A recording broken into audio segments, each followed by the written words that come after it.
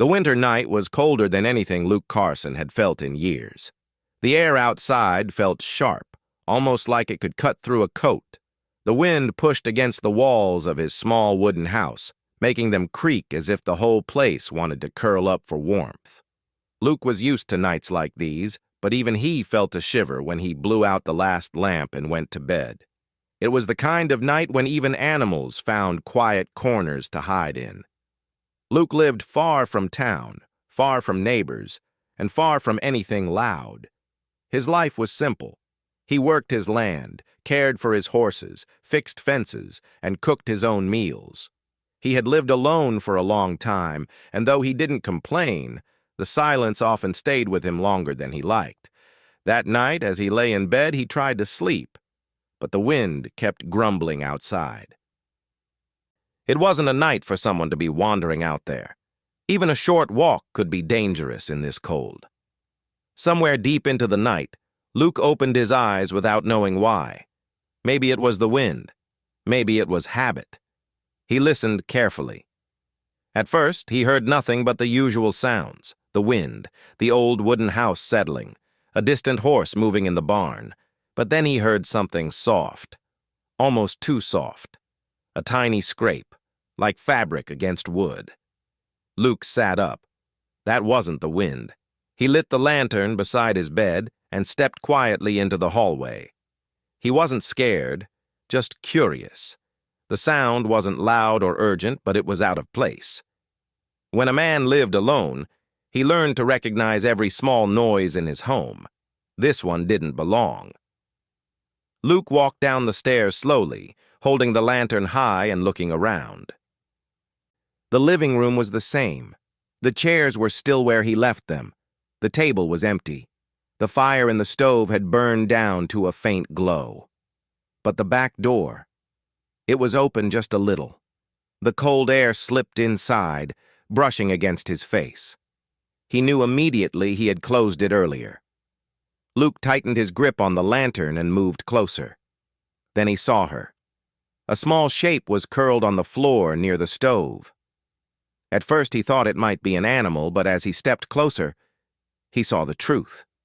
A young woman lay there, wrapped in a thin, old blanket that barely covered her shoulders.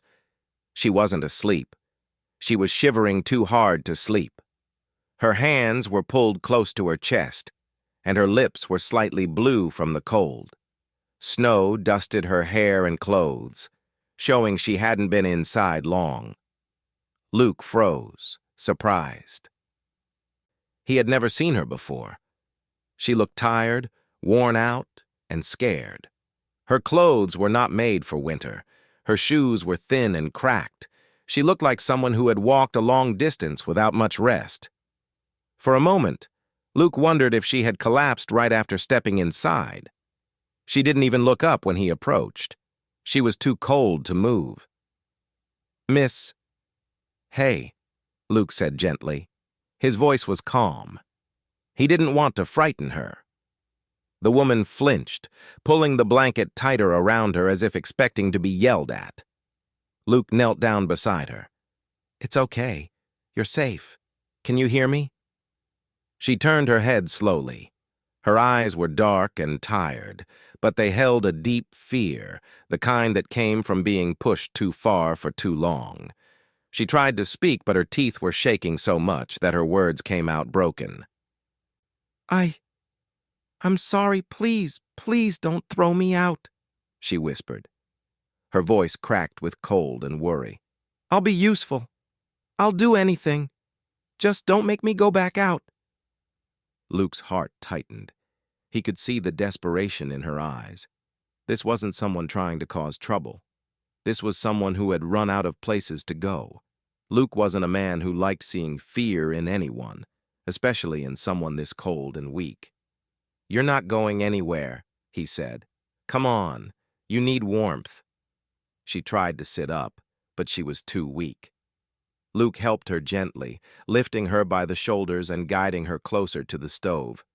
The closer she got, the more her shaking slowed. Her fingers were so cold he wasn't sure she could feel them. He took a thicker blanket from the chair and wrapped it around her.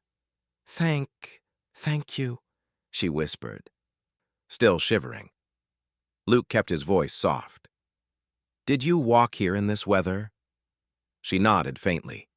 Her hair, tangled and damp from melted snow, fell over her face. She brushed it back with trembling fingers. "I didn't know where else to go," she said quietly. "It was so cold. I thought I might not make it if I stayed outside." Luke didn't need her to finish the sentence. He stood up and moved quickly to the kitchen. He warmed a pot of water and made a simple soup, something warm and easy for her to eat. When he brought the bowl to her, she held it in both hands, letting the heat soak into her palms before taking tiny sips. She looked up at him as she ate, nervous, unsure of his intentions. Luke gave her space. He sat a little distance away, close enough to help if she needed something, but far enough so she didn't feel trapped. "What's your name?" he asked softly. She hesitated, then answered, "Mara."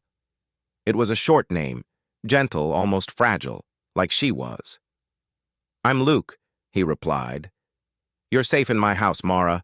No one's going to throw you out." Her eyes filled with relief so real that it felt like a warm breath in the cold room. She nodded slowly, pressing the blanket closer to her body. "I'm sorry I came in without asking," she whispered. "The door, it wasn't locked." Luke smiled faintly. "I don't lock my doors much.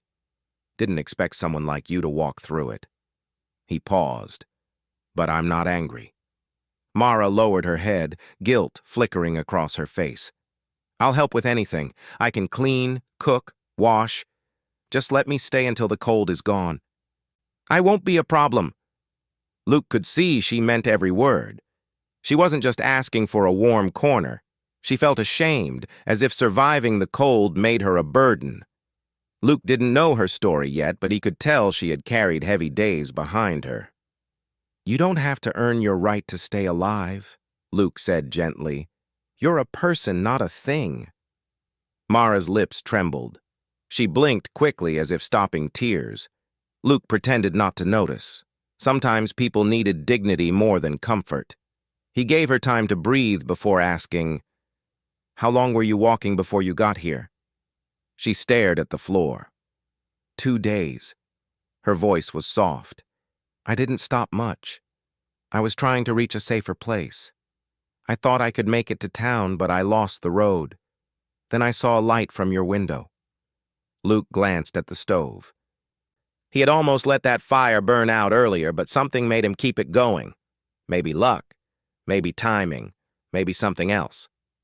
"Rest tonight," Luke said. "We'll talk tomorrow. Right now, your body needs warmth more than anything." Mara nodded again. She leaned a little closer to the stove. Her eyelids grew heavy. Luke watched her carefully, making sure she didn't fall asleep too close to the heat. When she finally drifted into a quiet sleep, the shaking had almost completely stopped.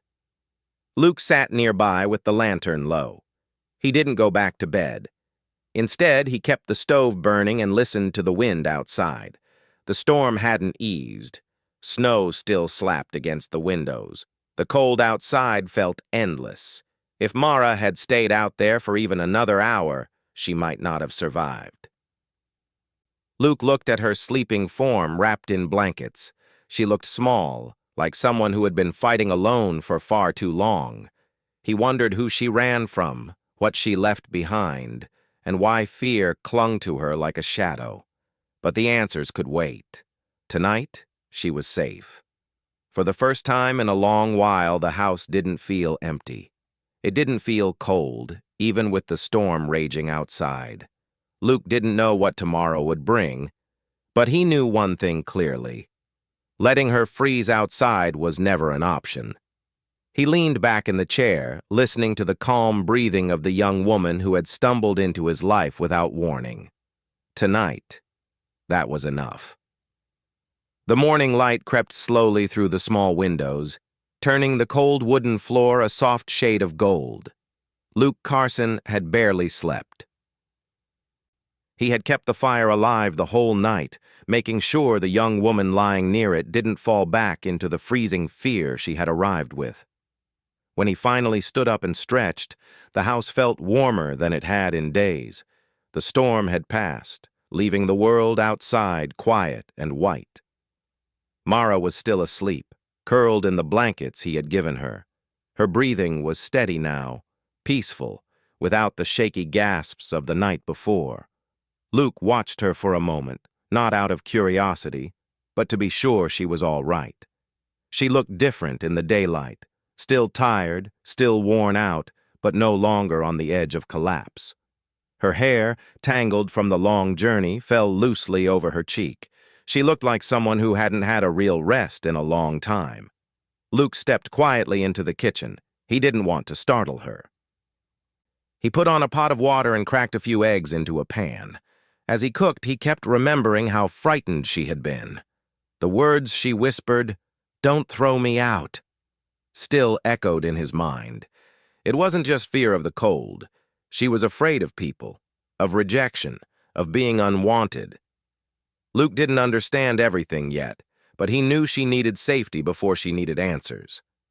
After a while, Mara stirred. She pushed herself up slowly, blinking as if unsure where she was. When she saw Luke in the kitchen, she jumped a little and pulled the blanket tighter around her shoulders, almost like she feared she was intruding. "You're awake," Luke said gently, turning the pan off. "How are you feeling?" Mara nodded with small, slow movements. "Warmer," she whispered. "Thank you. I wasn't sure I would wake up at all." Luke smiled softly. "You survived because you walked in here at the right time. You did what you had to." Her eyes lowered to the floor. A faint embarrassment crossed her face. "I still shouldn't have come inside without asking." "I'm glad you did," Luke replied. "Otherwise, you might still be out there." She held the blanket close and nodded again. Her voice was soft, almost childlike in its weakness. "I don't want to be trouble for you." "You're not trouble," Luke said calmly. "You're cold, tired, and hungry. That's not trouble. That's being human." The simple kindness in his voice seemed to shake her more than the cold had. She swallowed hard, as if trying not to get emotional. "Mara," Luke said, "come sit. Eat something before you try to do anything else." She hesitated. "I can help cook," she offered quickly. "I don't want to just sit here while you work." Luke shook his head. "You need food first. You can hardly stand." But Mara, desperate to feel useful, pushed herself to her feet anyway. She took a step, and her legs almost gave out. Luke reached forward quickly and steadied her before she fell. "You see?" he said softly. "You're not ready to work yet." Mara lowered her head, her cheeks turning warm with embarrassment. "I'm sorry. I just don't want you to think I'm being lazy." "I don't," Luke replied. "Sit. That's an order." She looked at him uncertainly, then slowly shuffled to the table and sat down. Luke placed the warm plate of eggs in front of her. She stared at it as if she wasn't sure she deserved it. Finally, she took small bites, her hands shaking slightly, not from cold this time, but from the feeling of being cared for. While she ate, Luke sat across from her and let her finish in silence. Only when she put the fork down did he speak again. "You can stay here until you're strong again," he said. Mara's eyes widened. "Really? Really? But I don't want to take advantage of your kindness." "You're not," Luke said. "Everyone needs help sometimes." Mara pressed her lips together, fighting back another wave of emotion. She was not used to gentle words. That much was obvious. After breakfast, she insisted again on helping. Luke didn't want her overworking herself, but he realized she wasn't going to rest unless he let her do something small. So he gave her simple tasks, nothing too hard. She wiped the table, slowly and carefully, while Luke chopped firewood outside. When he came back in, he found her trying to sweep the living room. though she was holding the broom as if it weighed 100 pounds. "You don't need to clean everything today," Luke said. "I want to," she whispered. "If I don't, someone might think I don't want to stay. I do want to stay. Just for a little while." Luke set the broom aside gently. "You're already helping, just by taking care of yourself. That's enough for today." But Mara wasn't convinced. He could see it in her anxious eyes. She felt like a guest who needed to earn her place. Later in the day, when Luke stepped outside to check the horses, he heard footsteps behind him. Mara had followed him into the cold yard, the blanket wrapped around her shoulders like a shawl. "You're not dressed for the cold," Luke said. "I'll be careful," she said quickly. "Can I help with the horses?" "I can brush them or bring water. You should be inside," Luke reminded her gently. "It's still freezing." "But if I stay inside doing nothing, I'll feel useless," she said, her voice cracking. Luke paused. Mara wasn't trying to challenge him. She was trying to convince herself she had value. That was what hurt most. How deeply she believed she had to prove she deserved safety. So he gave her a small job, one she could manage without danger. "All right," Luke said softly. "You can hand me the brushes." Mara nodded eagerly and hurried to the barn, nearly slipping on the snow. Luke shook his head but smiled a little. Inside the barn, he showed her how to hand him the tools, and she watched him closely, learning every small detail with more focus than he expected. "You've done this before?" Luke asked. "No," she said, "but I learn fast. I promise I'll do better tomorrow." "You're doing fine today." She smiled faintly at that, almost as if she wasn't used to praise. As the hours passed, Luke realized something important. Mara wasn't just tired. She was scared of rest itself. Rest meant stopping. Stopping meant thinking. Thinking meant remembering whatever she had run from. In the afternoon, when the sun began to fall behind the hills, Luke noticed Mara leaning heavily against the barn wall, trying to hide how exhausted she was. "You need to go inside," Luke said. "I can stay a little longer." "No," Luke said firmly but kindly. "Inside. Now." Mara didn't argue this time. She walked slowly back to the house, holding the blanket close like armor. When she reached the warm room, she sat near the stove and curled up again. Luke followed a moment later. "Mara," he said softly, "you don't need to fear being sent away. Not today, not tomorrow." She looked at him with unsure eyes. "People don't usually say that." "Well, I'm not most people." Mara lowered her gaze. "I left a place where I worked hard every day, but they didn't care. They didn't see me. They told me I was nothing. They said I should be grateful for a place to sleep. When I escaped, I thought maybe I could find somewhere better, somewhere safe. But I didn't expect someone to actually help me." Luke felt a deep heaviness in his chest. Mara spoke with no anger, no bitterness, only tired truth, like a person who no longer expected kindness. "You're safe here," Luke repeated. "No one is going to hurt you or chase you. Not on my land." Mara wiped her eyes quickly, hoping he didn't see. "Thank you," she whispered. The rest of the day was quiet. She rested in the chair while Luke cooked dinner. She kept insisting she could help, but Luke only let her cut vegetables while sitting down. She did it carefully, wanting to show she wasn't helpless. After dinner, Luke sat by the fire while Mara wrapped herself in the blanket again. "Today must have been tiring," Luke said. "It was, but in a good way," she whispered. "Good?" She nodded slowly. "It felt like I was doing something, like I had a place, even just for one day." Luke didn't say anything for a moment. He just watched the flames dance in the stove. "You can stay longer than one day," he said finally. "Stay until you're strong. Stay until you feel safe. Stay until you decide what you want for your life. I won't rush you or push you." Mara looked at him with disbelief, as if she never imagined someone saying words like that to her. She pulled the blanket closer, but this time it wasn't to hide. It was to hold the warmth inside her chest. "Thank you," she said again, her voice full of emotion she couldn't express fully. And for the first time, Luke saw her smile. A small one, but real. The house, once silent and empty, felt alive again. Not loud, not crowded, just peacefully full. Mara had walked into his home cold and frightened, but little by little she was beginning to see she didn't have to live in fear here. Tomorrow would bring more challenges, more memories, maybe even people from her past. But tonight she was safe, warm, and cared for. And for Luke, that was enough.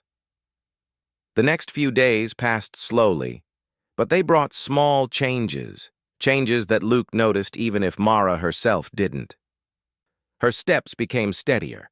Her hands didn't shake as much when she held a cup. She was still shy, still quiet, but the constant fear in her eyes had softened a little.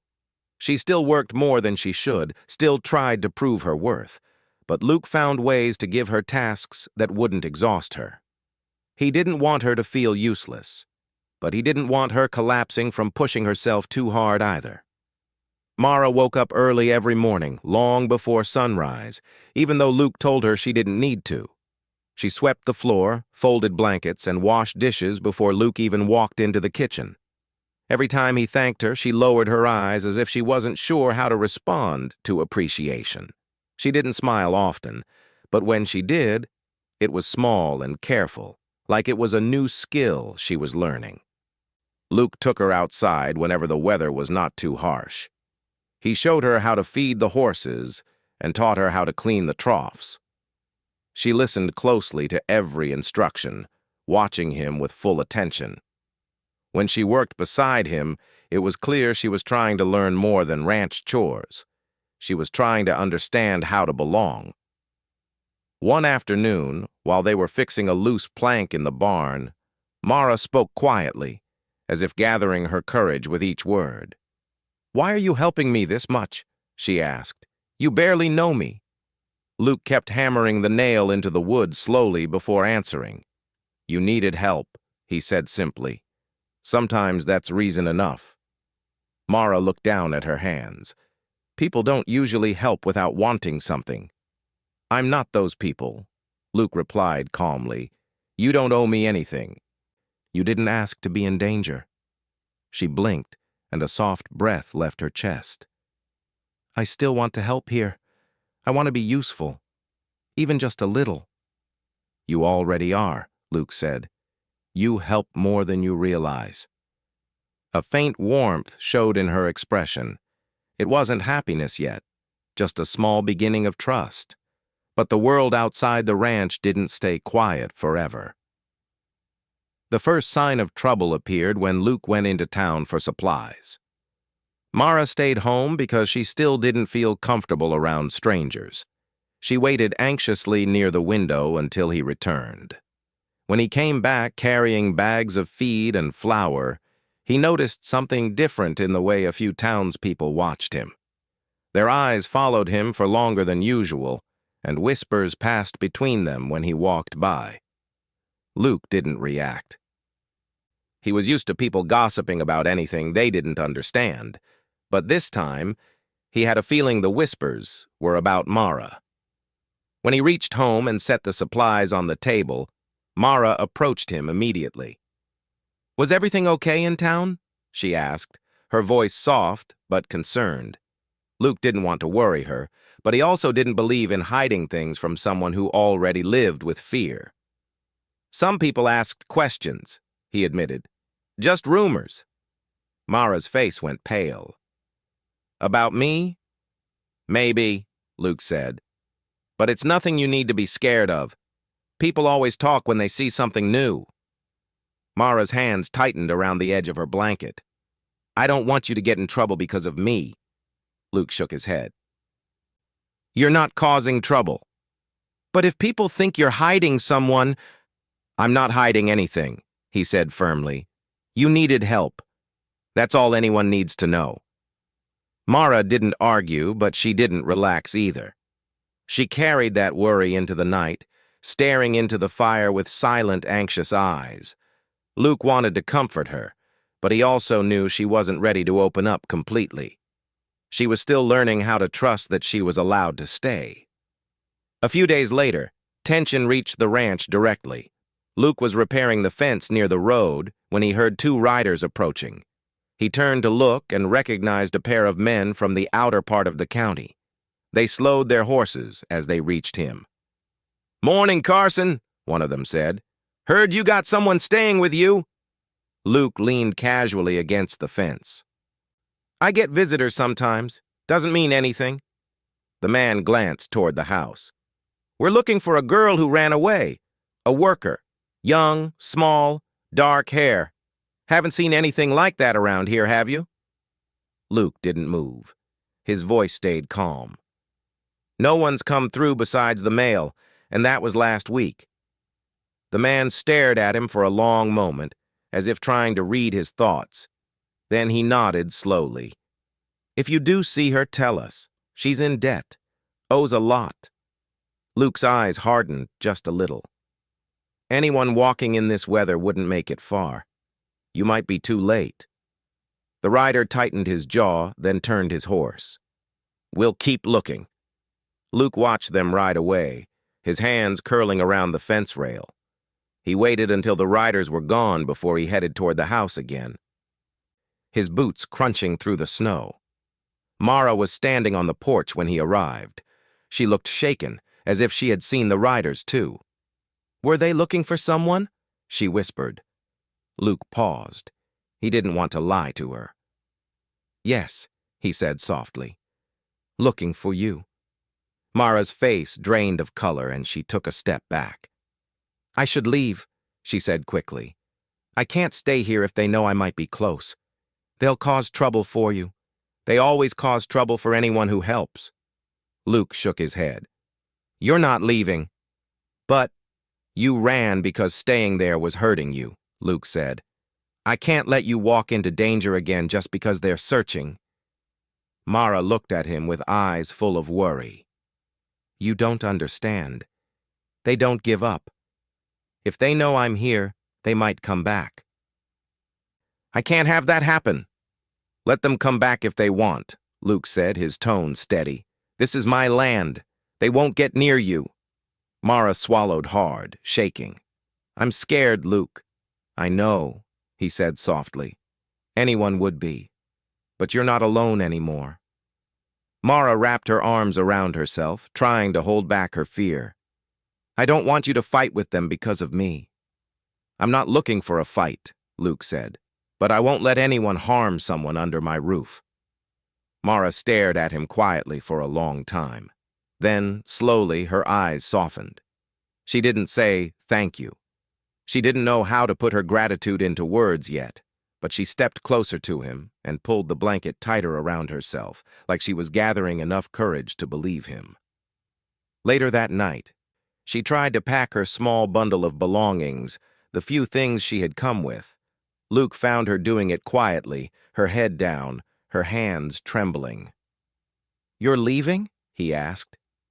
Mara froze. "I don't want to, but I don't want people to hurt you." Luke stepped forward, his voice firm but gentle. "Mara, you came here freezing and alone. I won't let you walk into the night again, not for any reason." She slowly lowered the bundle. "Why do you care this much?" she asked, her voice almost breaking. "I don't understand." Luke took a breath. "Because you deserve safety. Because no one should have to beg to be allowed to survive. Because you didn't choose the life you ran from." Mara's eyes glistened, but she blinked the tears away. "You're kind," she whispered. "Too kind." "I'm just doing what's right," Luke answered. Over the next days, Mara became even more cautious, but she also became closer to Luke. She told him small pieces of her past, never too much at once, only what she could bear to say. She told him about the long days of work, the people who didn't care about her well-being, the exhaustion she carried every day. I wasn't allowed to rest, she whispered. If I slowed down, they shouted at me. If I asked for food, they said I didn't deserve it. I thought maybe that was normal. It's not normal, Luke said quietly. It's wrong. Mara looked at him, her eyes full of disbelief. It feels strange hearing that. You'll get used to hearing the truth, he replied gently. Slowly, she began to trust that Luke would not abandon her. Slowly, she started to relax in the house. Not fully, but enough to eat without constantly looking over her shoulder, enough to walk through the rooms without fear of being scolded. The ranch felt different now. It wasn't just Luke's home anymore. There was warmth, movement, quiet conversation, shared tasks, and a sense of connection that had not existed before. But tension still lingered around them, like a shadow waiting for the right moment to move. Mara's past had not vanished. The men searching for her had not given up. Luke knew this. Mara knew it too. But for now, she stayed. And every day she stayed, she grew a little stronger, a little less scared, a little more hopeful. The calm before the storm, gentle, warm, and fragile, held both of them in a quiet embrace. The days that followed felt like a fragile balance between peace and worry. Mara grew stronger each morning, finding a little more energy in her steps and a little more steadiness in her voice. Luke noticed these changes quietly, never pointing them out, never making her feel watched. He simply let her heal at her own pace. But he also knew that the men searching for her were still out there somewhere, asking questions, riding across the snow-covered land. He stayed alert, kept the horses close to the barn, and checked the fences more often than usual. But Mara didn't see all of this. She only saw how he treated her, with patience, with respect, with simple kindness that didn't ask for anything in return. And that, more than anything, made her heart calm. One early afternoon, Mara was in the kitchen peeling potatoes while Luke chopped wood outside. The winter sun fell gently on the porch, creating a warm patch of light on the ground. Mara had begun to hum softly while she worked, a habit she had never felt safe enough to do in the place she escaped from. The soft tune filled the kitchen, giving the small home a peaceful feeling. But her calm ended when she heard horses approaching. Mara froze, the potato slipping from her fingers. Her heart began to beat fast, not the quick beat of someone surprised, but the sharp, familiar rhythm of fear she thought she had left behind. She went to the window with slow steps and peeked outside. 2 men on horseback were riding toward the ranch, the same men who had spoken to Luke days earlier. Her breath trembled. She backed away from the window, her hands shaking badly now. She looked toward the door, then toward the stairs, unsure where to run. She didn't want to bring danger to Luke. She didn't want to hide like a scared child, but she didn't want those men to see her either.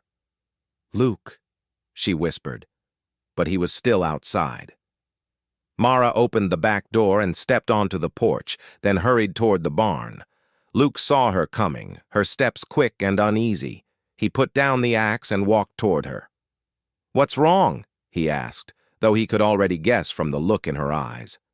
"They're coming," Mara whispered. "The men, the same ones." Luke's jaw tightened for a moment, but his voice stayed calm. "Go inside. Stay behind the door. You don't need to talk to them." "But, no arguing," Luke said softly but firmly. "Let me handle it." Mara hesitated. She didn't want to hide, but she knew Luke was right. Her safety depended on staying unseen. She turned and hurried back to the house, closing the door but keeping her ear close enough to hear voices outside. Luke walked to the edge of the yard as the riders approached. He stood tall, his posture straight, not threatening, but strong enough to show he wasn't someone who could be pushed around easily. The first rider nodded at him. "Afternoon, Carson." "Afternoon," Luke replied. "We came by again because we heard something. Someone said they saw a young woman on your porch 2 mornings ago." His eyes narrowed. "We're missing a worker. She ran away.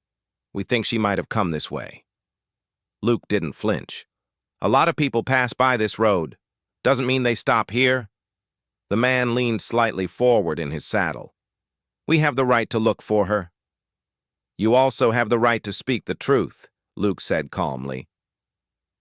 "And the truth is, you treated her badly enough for her to run." The man stiffened. "You don't know anything about it." "I know enough," Luke replied.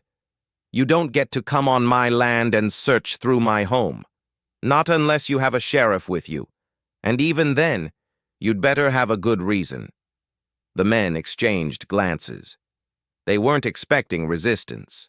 Luke was known as quiet, not confrontational. They probably expected him to be nervous or unsure.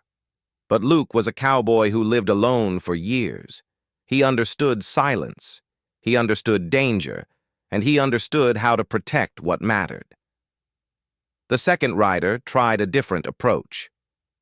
"Look, Carson, we're not here for a fight. We just want her back." "She's not livestock," Luke said evenly. "If she left you, she left for a reason." "She owes us," the man insisted. "We gave her work." Luke's voice grew firmer. "Work doesn't mean ownership, and you don't get to take someone by force just because you think you paid enough to control them." The men looked frustrated now.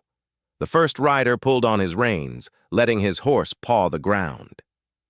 "You're making this harder than it needs to be." "No," Luke said. "You made it hard the moment you treated her like she wasn't worth respect."